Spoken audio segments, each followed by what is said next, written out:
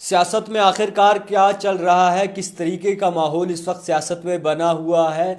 श्रीनगर में अगर देखें, सेंट्रल कश्मीर में तो पार्लिमानी निशस्त जो है वो मुकम्मल हो चुके हैं। जिस तरीके से एक लड़ाई और एक गहमा गहमी जो है सेंट्रल में देखने को मिल रही थी, अब कहीं ना कहीं वो ख़त्म हो चुकी है। हमारे साथ इस वक्त बातचीत करने के लिए जो है पार्टी के साथ यानी कि पीपल्स पार्टी के सदर शिबान अशाई जी हैं। इनसे जानने की कोशिश करेंगे कि किस तरीके से देखेंगे इस माहौल को। जिस तरीके से चर्चा अरूज पर थी, कई सारी चीज़ें यहाँ हो रही थी। सबसे पहले बहुत शुक्रिया वक्त देने के लिए शिबान साहब। आपसे जानेंगे, वक्त बदल रहा है, हिसाब बदल गया। एक वक्त आप इंजीनियर रशीद के साथ होते थे, कुछ वक्त बाद उसे छोड़ दिया। आप एक बार फिर से इंजीनियर रशीद के जो है वो बड़े पैमाने पे बोलचाल हो रहे हैं और तमाम लोग जुड़ रहे हैं। पहले सबसे जानेंगे कि किस तरीके से देखेंगे उस पार्टी को। देखिए जावेद साहब, आपका शुक्रिया अदा करना चाहूँगा। आप बड़े क्रूशल जंक्चर पे यहाँ आए हैं। कल ही जो वोटिंग है वो इख्तिताम पजीर हुई है श्रीनगर लोकसभा के लिए, और हम ये मंशूर लेके गए। हमारा सियासी सफ़र जब से शुरू हुआ तो हमारा एक ही मंशूर रहा है कि भाई मसले कश्मीर पे कोई कॉम्प्रोमाइज़ नहीं होगा जी। ये मेरा मंशूर है। ये मंशूर वाज़े तौर पे हमने हर जगह दिखाया, पब्लिक में है, कोई एम्बिग्विटी नहीं है, कोई हमारी वज़ाकता में कोई मुनाफिकत नहीं है। जो बात हम बोलते हैं डंके की चोट पे बोलते हैं और लोगों के साथ अयां करके अपना एजेंडा जो है अपनी आवाम के सामने हमने हमेशा रखा है। हम उनमें से नहीं है जो बंद दरवाज़ों के पीछे फिर कोई और डील क्रैक करते हैं। आपको मालूम है, आप मुझे बड़े अरसे से जानते हैं, अगस्त 2022 में जम्मू कश्मीर पीपल्स पार्टी वजूद में आई और उसी मंशूर पे आई जिसमें मैं सियासत में पहले दिन आया। मैंने कहा कि भाई सब नारों पे एक ही बारी हक हमारा रायशुमारी। 35 से 370 पे कभी हमने कोई कॉम्प्रोमाइज़ नहीं किया, कश्मीरियों के हकूक़ से कभी कोई कॉम्प्रोमाइज़ नहीं किया। तो यही मैं वही कह रहा हूँ कि जो कल हमने एक बहुत बड़ी जंग लड़ी पिछले 20 दिनों में, नौजवानों के जो ये पूरा मजमुआ है, नौजवानों की जो ये पार्टी है, जो हक वालों की ये पार्टी है, चाहे इसमें बड़े बुज़ुर्ग हों, नौजवान हों, कोई भी हो, तो जो पिछले 20-22 दिन में हमने पाया लोगों में, तो लोगों में सख्त नाराज़गी ये है कि जम्मू कश्मीर की जो आवाम है उनको कभी कोई ऐसा लीडर नहीं मिला जो उन्होंने उनके साथ वफा की हो। आप देखिए जावेद साहब, अभी तो हद इस बात की है कि भाई आपके पास 5 ऐसी बड़ी पॉलिटिकल पार्टीज़ है जिनके साबिका चीफ मिनिस्टर रहे हैं, चाहे वो फारूक साहब हों, सजाद लोन कैबिनेट मिनिस्टर थे, अल्ताफ़ बुखारी कैबिनेट मिनिस्टर थे, महबूबा मुफ्ती चीफ मिनिस्टर थी। इनमें से कोई भी पार्टी अपने मंशूर में ये नहीं लिखती है कि कोई बीजेपी के साथ अलायंस नहीं होगी। आपने कहा नॉर्थ में भी अभी इलेक्शन होने वाले हैं, नॉर्थ कश्मीर की सीट पे, साउथ में अभी इलेक्शन है, वहाँ भी कोई ऐसा कैंडिडेट नहीं है जिसने वाज़े तौर पर अपने विजन डॉक्यूमेंट में, अपने मंशूर में ये बात लिखी हो कि बीजेपी के साथ कभी कोई अलायंस नहीं होगी, जो बात जम्मू कश्मीर पीपल्स पार्टी बोलती है। जावेद साहब, मैं आपके इल्म में एक बात लाना चाहता हूँ कि नॉर्थ कश्मीर से, कुपवारा से, बांडीपोरा से, बारामूला से, इसी तरह साउथ कश्मीर से, कुलगाम से, दिवसर से, साउथ कश्मीर के बाकी इलाका जात से, पीर पंचाल में जितने इलाका जात आते हैं, अनंतनाग रजौरी की सीट पे, वहाँ भी लोगों ने हमें कहा कि अशाई साहब, जो आपके नुक्ता नज़र के लोग हैं उनको किसको वोट देना चाहिए। और बड़े दिल खट्टा होकर मैंने ये बात बोली कि मुझे नहीं लगता उनके वोट का मुस्तहिक कोई भी है, क्योंकि कोई भी आदमी जो है वो हमारी तरह यहाँ नहीं आ रहा है। कम से कम सेंट्रल कश्मीर में ये ऑप्शन आपके पास था। जो लोग लिख के ये बता रहे हैं, ये एक विजन डॉक्यूमेंट, ये जो हमारा मैनिफेस्टो, ये एक प्लेज होती है लोगों को, एक वादा होता है लोगों के साथ कि हम आपके भरोसे को टूटने नहीं देंगे। और जावेद साहब, मैं तो लिख के दे रहा हूँ ना ये सारी चीज़ें कि कभी 370 पे कोई हमारा कॉम्प्रोमाइज़ नहीं होने वाला है, कभी भी हम बीजेपी जैसी कम्युनल जमात के साथ जो है वो ताकत के लिए नहीं बैठेंगे। जब हम ये बात बोल रहे हैं तो बाकी लीडरान क्यों नहीं बोल रहे? यही मेरा सबसे बड़ा कौन बाकी? कोई नहीं बोल रहा है, ना फारूक साहब बोल रहे हैं, ना आप तो कह रही है 370 पे हम बात करेंगे, 370 हमारा मुद्दा है मंशूर। देखिए, मैं आपको कह रहा हूँ, दिल्ली में 3 जिरगे हुए 370 पे, और 2 तो इंडिया इंटरनेशनल सेंटर में हुए। जब 11 दिसंबर के दिन 2023 में ये सुप्रीम कोर्ट का फैसला आया 370 की मनसूखी का, उसके बाद हम सब ने सुप्रीम कोर्ट के अहाते से ही, हम लोग उस दिन वहाँ सुप्रीम कोर्ट में ही थे। पहली बात है तो फारूक साहब वहाँ नहीं थे, महबूबा जी वहाँ नहीं थी, सजाद लोन वहाँ नहीं थे, अल्ताफ़ बुखारी वहाँ नहीं थे। वहाँ इस कौम के नौजवान थे, इस कौम के असल मुहाफिज लोग थे जिन्होंने हमेशा लड़ा है जम्मू कश्मीर के लिए पिछले 7-8 साल में। कौन कौन थे?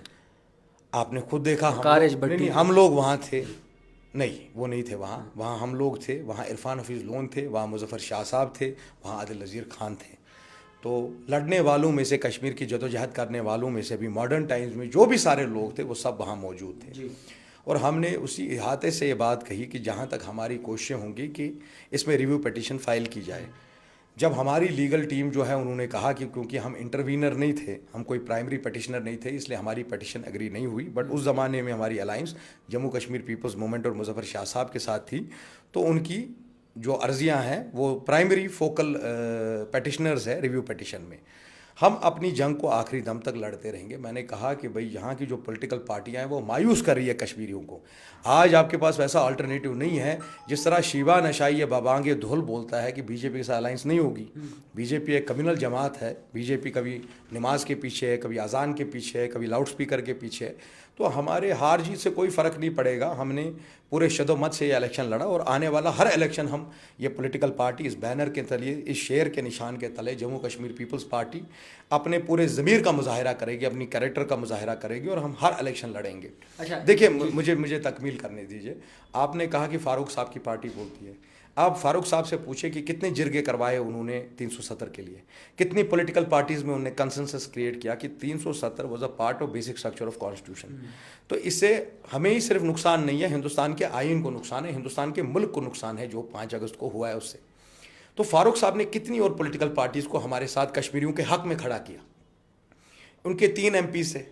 अगर आज अल्लाह करता कि भाई जम्मू कश्मीर की आवाम बढ़ चढ़ के शिवा नशाई जैसे इंसान को सपोर्ट करते। देखिए जावेद साहब, आपको कुछ हकीकतों को रियलाइज़ करना होगा। मैं कोई MP नहीं हूँ, मैं कोई MLA नहीं हूँ, बट इसके बावजूद हमने एक जिरगा करवाया दिल्ली में जिसमें करीबन 20 MPs हमने बुलाए, बहुत सारी पॉलिटिकल पार्टीज़ के।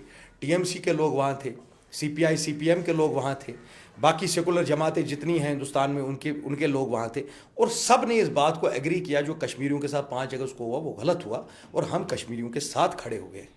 अगर ऐसे लोग आपके राज्यसभा में, लोकसभा में जाएंगे तो वो कंसेंसस क्रिएट करेंगे, ना सिर्फ 370 पे, बल्कि पिछले 70 साल में जिस तरह कश्मीरियों को दबाया गया।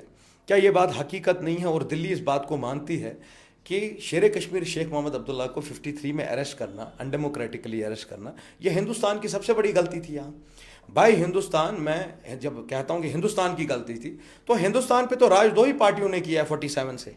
या तो कांग्रेस का प्राइम मिनिस्टर था, या तो बीजेपी का प्राइम मिनिस्टर था, या उनकी अलायंस में कोई प्राइम मिनिस्टर था। अब मैं वही बात कह रहा हूँ जम्मू कश्मीर की आवाम को, जिस तरह 87 का इलेक्शन कांग्रेस ने किया, वो हिंदुस्तान ने नहीं किया।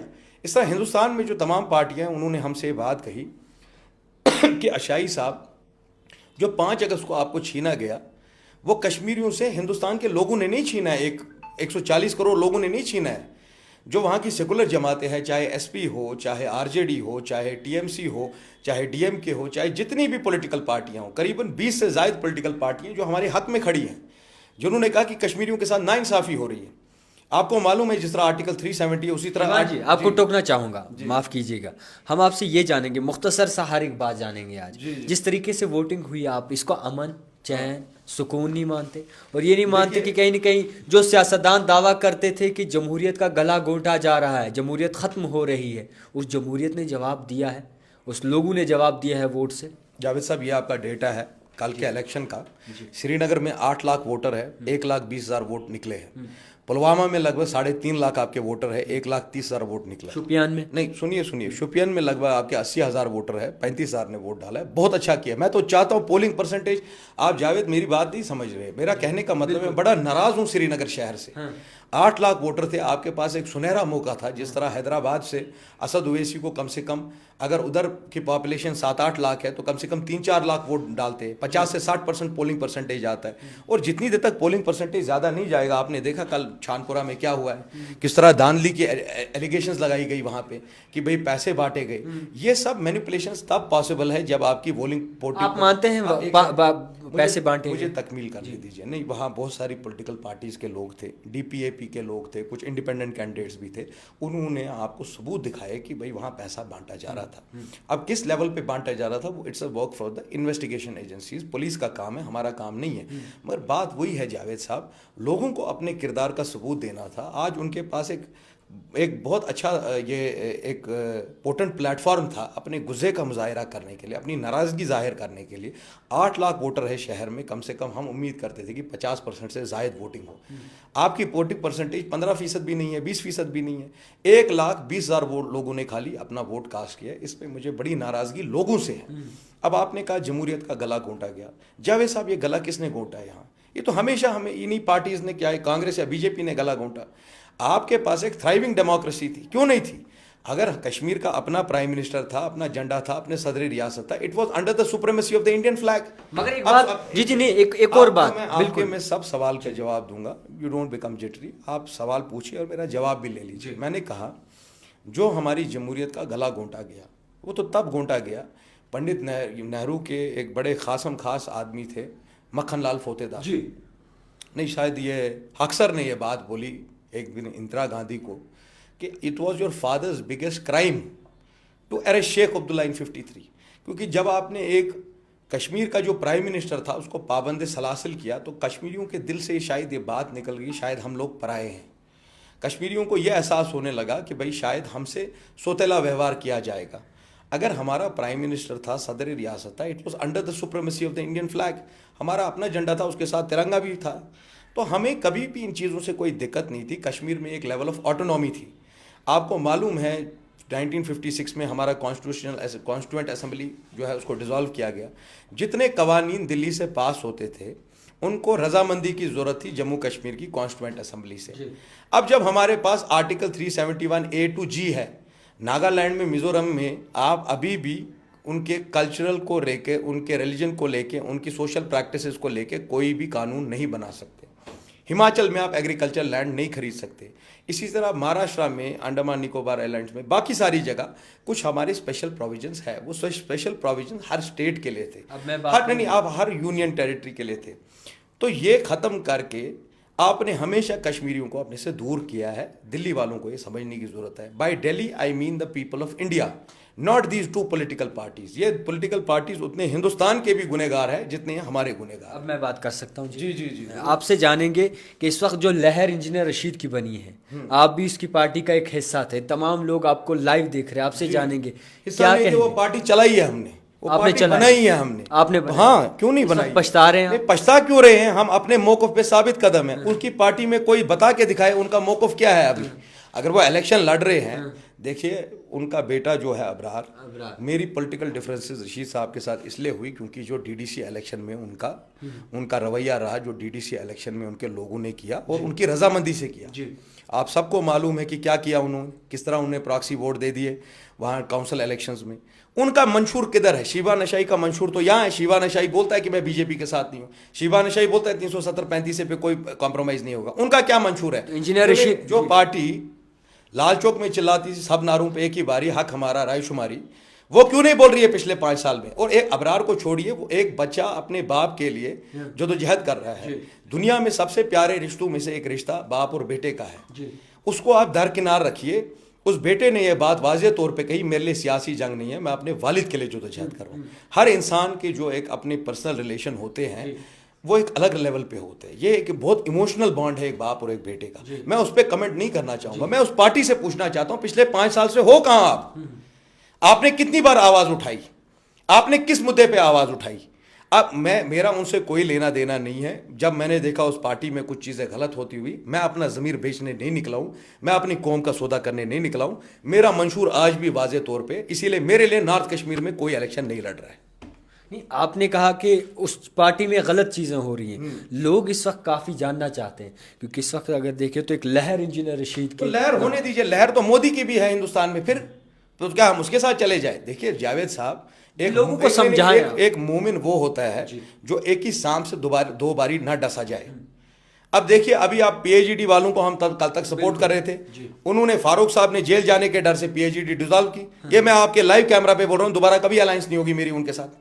क्योंकि जो लोग, देखिए आप, हमने अपनी क्रेडिबिलिटी को दाव पे लगा के इस कौम के सामने बोला कि नहीं हम एक जामिया प्लेटफॉर्म बना के लड़ेंगे। उन्होंने ठीक पार्लियामेंट इलेक्शन से पहले बीजेपी को एज दे दिया कि नहीं दिया? आपने देखा। अब ये जिनकी आप बात कर रहे हैं मौसूफ की, मौसूफ जब जेल गए उनके साथ कौन खड़े थे? आप खड़े थे। मौसूफ की पार्टी 2.5 साल किसने चलाई? मेरे दफ्तरों से, मेरे घर के ड्राइंग रूम से चली है ये पार्टियां। तब इनके बाकी लोग कहां थे जो आज बड़ी बड़ी बातें कर रहे हैं? वो कहां थे तब? आज तक उनको बंद हुए 4-4.5 साल हुए। पहले तो क्या चल रहा है उनका अरेंजमेंट दिल्ली के साथ क्या है वो आप भी जानते हैं, मैं भी जानता हूं। आप बता दें नहीं, मैं लोग बोल जानना रहा हूं, चाहते हैं मैं शिवराज लोगों साहब। से एक ही बात बोलना चाहता हूं, आपकी आवाज वो है जो बबा के ढोल बोले कि मैं फांसी के तख्ते पे लटक जाऊंगा मगर इज़हार हक से मुंह नहीं मोड़ूंगा। तो लोग आपको नहीं, समझ क्यों नहीं पा रहे हैं? मत समझे, क्या हमें क्या फर्क पड़ रही है जावेद साहब। जी। वो एक आलिम ने कहा मुझे हुक्म आज़ा ला इलाहा इल्लल्लाह, मेरा काम है, मुझे अल्लाह ने अगर ये सकत दी, मुझे वो कुव्वत दी, मेरा काम है कि मैं हक की आवाज़ को बुलंद करूं। मैंने कहा एक बाप और बेटे का रिश्ता अलग है, अगर अबरार मेरे छोटे भाई जैसा है, वो अपने वालिद के लिए लड़ रहा है, उसको हक है वो लड़ने का, मगर उसे भी बहुत सारी चीज़ों का इल्म नहीं है कि उस पॉलिटिकल पार्टी ने किया क्या। जिस पॉलिटिकल पार्टी को हमने खून अपना दिया था, उन्होंने क्या क्या किया है बिहाइंड द सीन्स, वो अब उनको जानने की कोशिश करनी चाहिए। आप नहीं जानते कि डीडीसी काउंसिल वोटिंग में क्या हुआ। मिसाल के तौर मैं आपको बोल रहा हूं जावेद साहब, अगर हम महबूबा मुफ्ती को, सजाद लोन को, अल्ताफ बुखारी को, इवन जिनकी आप बात कर रहे हैं उनको हम पार्लियामेंट भिजा दें, क्या गारंटी है कल ये हमें धोखा नहीं देंगे। जिन लोगों ने डीडीसी इलेक्शन में अपने वोट बेच डाले अल्ताफ बुखारी को, जिनके डीडीसीज ने खुद मुझे इरफान हफीज लोन की रेजिडेंस पे यह बात बोली कि इन्होंने हमें बेच डाला अल्ताफ बुखारी को। किसने? जो उस पार्टी एआईपी के दो ये है क्या नाम डीडीसीज थे, खुर्शीद डार और मुजफ्फर, तो उनको तो मैं जानता हूं, उन्होंने तो खुद ये बात किया। उस पार्टी का मुझे वर्किंग प्रेसिडेंट बनाया गया, मीडिया को किसने बुलाया? खुद उनके लोगों ने। कश्मीर क्राउन ने मेरा इंटरव्यू लिया जब मुझे वर्किंग प्रेसिडेंट बनाया गया। तो मैं उनको आपसे बहुत बेहतर जानता हूं, मुझे मालूम है कौन कितना पानी में है कश्मीर में। अगर आप में हिम्मत है आप मंशूर बताइए, जिस तरह शिबा नशाई बोलता है कि बीजेपी के साथ कोई अलायंस नहीं होगी, 370-35 है, मसले कश्मीर पे कोई कॉम्प्रोमाइज नहीं होगा। उस पार्टी की कितनी जदोजहद देखी आपने 5 साल, ये इलेक्शन के पहले ही जिंदा क्यों हो जाते हैं भाई। आज लोगों को आप देखिए इतनी परेशानी थी, कल वोटिंग थी, अभी महजूर नगर से मुझे फोन आया कि साहिब हमें कुछ इमदाद की जरूरत है। तो मेरा काम तो चलता रहेगा साहिब, हमने सियासत इसलिए नहीं रखी है कि कुर्सियों पे बैठना है, हमने आवाम की खिदमत करनी है, आज भी करनी है, हार के भी करनी है, जीत के भी करनी है। फारूक साहब बोलते हैं अब वक्त आ चुका है शहादत देने का, तो देने ना वो शहादत, वो डरे क्यों फिर शहादत देने से। फारूक साहब को जब बीजेपी ने कहा कि भाई आप तिहाड़ जाने का वक्त आ गया क्रिकेट स्कैम में, तो फारूक साहब ने तो पीएचडी तोड़ दी। ये फारूक देखिए जावेद, हमारी एक ही गलती है, हमें अल्लाह ने वो ताकत दी है, हम सच आपके सामने बोल रहे हैं। सच बहुत कड़वा है मेरे भाई, आप एक इमोशनल होकर मत सोचे कश्मीरी, बिल्कुल बिल्कुल आप जरा प्रैग्मेटिक होकर अपने दिमाग का इस्तेमाल करके देखें कि ये पार्टियां क्या कर रही हैं आखिर हमारे साथ। अगर बीजेपी हमारी दुश्मन है, वो तो उनका तो सबसे बड़ा नाक, मगर बीजेपी तो है नहीं मैदान में, मैदान में तो नहीं है। मेरी बात नहीं, जब हम इलेक्शन आज लड़ रहे हैं तो हम नरेंद्र मोदी के खिलाफ लड़ रहे हैं। नरेंद्र मोदी कह रहे हैं हम 400 पार जाएंगे, नरेंद्र मोदी के लोग बोल रहे हैं कि हम हिंदुस्तान के आईन में से लफ्ज सेकुलर निकाल देंगे, नरेंद्र मोदी के लोग जो है माइनॉरिटीज पे अजियतें डाल रहे हैं। अच्छा, उनकी वो कंटेस्टेंट मस्जिद के सामने वो तीर का निशान जैसा बनाकर दिखा रही है, इसका क्या मतलब है? हिंदुस्तान एक सेकुलर मुल्क है, मेरा हिंदू भाई मुझे उतना ही प्यारा है जितना मेरा मुसलमान भाई है, जितना मेरा सरदार भाई है। हम इस इथॉस को लेके चलने चाहिए थे, हम कहाँ से कहाँ ले रहे हैं इस मुल्क को। तो दूसरी बात मैंने कहा कि भाई मुझे क्या लेना देना है फारूक साहब से। फारूक साहब को कश्मीर के लोग बहुत अच्छी तरीके से जानते हैं, महबूबा जी, सजाद लोन, अल्ताफ बुखारी को कश्मीर के लोग, I am least bothered about them. आप पूछते तो हम जवाब देते, मेरा क्या लेना देना है एआईपी के लोगों से। क्या आपको मालूम नहीं है उन्होंने नॉर्थ कश्मीर में क्या किया है? जब अब्दुल रशीद डार की हलाकत हुई कुनन पोशपोरा में, उसकी लाश किसने निकलवाई? ना सजाद लोन ने निकाली, ना एआईपी वालों ने निकलवाई, वो लाश तो शिबा नशाई ने निकलवाई। भाई मजदूरी करना हमारे कौम का क्या हालत हो गया है जावेद साहब, कि मजा मारे गाजी मियाँ और धक्का खाए मुजावर हम जैसे नौजवान हैं। काम नहीं। आपके मुद्दाए मंशूर में काफी ऐसी चीजें हैं जिसमें फ्री इलेक्ट्रिसिटी का कहा गया है, जी 300 यूनिट्स तक एक महीने में देंगे, ये इसका अल्ताफ बुखारी का भी कहना है। और इसी के साथ साथ आपने कहा है free education till university level. तो आगे बजट नहीं होगा, आप कैसे कर रहे हैं? 5.5 लाख करोड़ का आपका बजट है, ये क्यूमुलेटिव 5 साल का। अब मुझे आप जवाब देने दीजिए। मैंने कहा आपको, जब अब्दुल रशीद डार की हलाकत हुई, वो कुपवारा का रहने वाला था, उसका भाई एक पुलिस वाला है, वो मेरे पास एक नहीं 10वीं बारी आया, मेरी रेजिडेंस पे आया, यहाँ ऑफिस में आया जहाँ आज आप बैठे हैं। उनकी लाश रशीद साहब की पार्टी ने नहीं निकलवाई, उनकी लाश सजाद लोन की पार्टी ने नहीं निकलवाई, फारूक अब्दुल्ला ने नहीं निकाली, इसी नौजवानों की जमात जम्मू कश्मीर पीपल्स पार्टी ने निकलवाई। ये बात आप उनसे जाके खुद आप अपने आप को वो मुतमईन कर सकते हैं। दूसरी बात आपने कही, हमारे मंशूर में बड़ी चीज़ें लिखी है। आप मुझे एक बात बताइए जावेद साहब, इन सारे लीडर, ये सारे एमएलए रहे हैं, रशीद साहब एमएलए रहे, सजाद लोन कैबिनेट मिनिस्टर रहे, अल्ताफ बुखारी कैबिनेट मिनिस्टर रहे, फारूक अब्दुल्ला 2 बार 3 बार चीफ मिनिस्टर रह चुके हैं, महबूबा मुफ्ती चीफ मिनिस्टर रही है, उनके वाले चीफ मिनिस्टर रहे। कभी तक आपने इनका मंशूर देखा है पब्लिक में? कभी प्रिंटेड फॉर्म में आपने इनका मंशूर देखा? इस बार नहीं, आप मेरी जी इस बार पीडीपी ने दिखाया था। इस बार क्योंकि हम दिखा रहे हैं इसीलिए दिखाना पड़ रहा है सबको। वो मजबूरी के वजह से दिखाना पड़ रहा है। अब जावेद साहब, आपने 2 बातें बड़ी ज़रूरी कही। कहा, आप कह रहे हैं कि बिजली में बड़ी रियायत करेंगे। आप कभी नॉर्थ कश्मीर जाइए, अभी आप नॉर्थ कश्मीर के इलेक्शन की बात कर रहे हैं। नॉर्थ कश्मीर में कुपवारा में कितने घंटे बिजली आती है, ये मुझे बताइए। गया हूं मैं जी। नहीं, हाल ही में कुछ वहियात तरीन हालत किसी भी डिस्ट्रिक्ट की नहीं है जितनी वहियात हालत कुपवारा की है। बिल्कुल, लोलाब हो, कुपवारा का लारू, चाहे वो नेशनल कॉन्फ्रेंस के हो, पीडीपी के हो, अपनी पार्टी के हो, सजाद लोन के हो, इंजीनियर रशीद को, उनको डूब मरना चाहिए। जब मैं डीडीसी इलेक्शन में वहां गया, मैंने चीफ इंजीनियर साहब से बात की कि इनका ग्रिड ऑगमेंटेशन करो। दिल्ली ना ग्रिड अपग्रेड करने की वजह से पूरे कुपवारा की बिजली में बेहतरी आती। आपको पता है कुपवारा में 11 लाख लिग्नाइट डिपॉजिट है, उस लिग्नाइट से थर्मल पावर बनता है। आप एक काम करिए, मुझे एक बात बताइए, आप नॉर्थ के हाईवे पे गए, कुपवारा पहुंचने में कितने घंटे लगे आपको? जो हाईवे उन्होंने 6 लेन छोड़िए, 4 लेन नहीं बनाया पिछले 40 साल से, और ये लीडर हमारे सर पे बैठे हुए हैं। कुपवारा में आप एजुकेशन का हाल देख लीजिए, आप ब्लॉक टंगडार में देखो कितने अस्पताल में डॉक्टर है या नहीं है। यह बात मैं श्रीनगर में बैठ के कर रहा हूं। मैं जब उनकी डीसी आयुषी सूदन से मिला, मैंने पूरा एक मेमोरेंडम दिया है कुपवारा में कि भाई लोलाब का ब्रिज, वो आफान लोलाब का ब्रिज 11 साल से नहीं बन रहा है, केरन मेन मार्केट का ब्रिज 6 साल से नहीं बन रहा है, लंगेट में कितने एटीएम है, लंगेट में पेट्रोल पंप है कोई? ये मैं आपसे सवाल करता हूं। लंगेट वाले पेट्रोल बनाने हंदवारा जाते हैं। यह हालत है कुपवारा की। कुपवारा के अस्पतालों में जाइए, आप स्कूलों में जाइए, हमारे लोग बिलक रहे हैं। और ये आप एक्सपेक्ट करते हैं कि मैं इनकी शान में कसीदे पढ़ूं? किस बात पे करूं? ये साधना टॉप की टनल कब बनेगी? राजदान पास की टनल कब बनेगी? गुरेज और करना की क्या हालत है? क्या नॉर्थ कश्मीर के लोग इंसान नहीं है? हाँ, मेरी हमदर्दी उनसे है। नॉर्थ के लोगों ने हमेशा मुझे प्यार दिया। बहुत सारे लोगों ने मुझे ये कहा कि आपको नॉर्थ कश्मीर से इलेक्शन लड़ना चाहिए। मैं नहीं चाहता हूं साहब, मुझे कोई लालच नहीं है किसी चीज़ की। यही रशीद साहब के लोगों ने तो मेरे पे बदतरीन इल्ज़ाम लगाए। क्या एक आदमी को लिया मैंने उस पार्टी में से, जबकि वो सारे विलिंग थे। अगर जरूरत आने पे आपको सबूत चाहिए होगा, एक की रिकॉर्डिंग दिखा दूंगा मैं, जो रो के मुझे बोल रहा, जो अभी इंजीनियर रशीद की पार्टी के साथ है, उन्होंने आपको बोला। पहली बात मैं आपको बोलूं, मुझे कोई इंटरेस्ट नहीं है उस पार्टी में, ना मुझे उनके बात करने में उनके साथ कोई इंटरेस्ट है। मैं कुपवारा के लोगों से बोल रहा हूं, एक मोमिन वही होता है जो एक सांप से 2 बारी न डसा जाए। मैंने उनकी असलियत देख ली है, मुझे पता है वो क्या है। बाकी वो जो करना चाहे वो करे। कुपवारा के लोग उनको मुतमईन हो जाए, वोट दे दें। वोट देने के बाद जो होगा फिर आप भी देखेंगे, आप भी यहीं हो और मैं भी यहीं हूं। अच्छा, एक आखिरी सवाल रहेगा। इस वक्त ख़त्म हो चुके हैं इंतखाबात सेंट्रल कश्मीर में। जिस तरीके से लोगों ने बढ़ चढ़ कर कई ऐसी जगहों से हिस्सा लिया जहां पे नामुमकिन था कि इतनी ज़्यादा परसेंटेज सामने आएगी, चाहे वो कंगन हो, चाहे वो मुख्तलिफ जगहें हों, तो क्या कुछ कहेंगे? क्या एनालाइज किया आपने? कंगन वाले लोगों को मैं बड़ा मुबारकबाद देता हूँ। वो समझने वाले लोग हैं, वो सियासी शऊर रखने वाले लोग हैं। और बाकी जितने भी इलाका जाते हैं उनको कंगन से सीखने की ज़रूरत है। कंगन में कुल 1,80,000 मेरे ख्याल से पूरे डिस्ट्रिक्ट में, गांधरबल में करीबन 1.80 to 2 लाख वोट्स है। उसमें से उन्होंने तकरीबन मेरे ख्याल से 90,000 वोट दिए, अप्रॉक्सीमेटली 90,000 दिए उन्होंने। श्रीनगर में 8 लाख वोटर है, सिर्फ 1,20,000 लोग निकले हैं वोट डालने के लिए। इससे क्या आपको मालूम पड़ता है?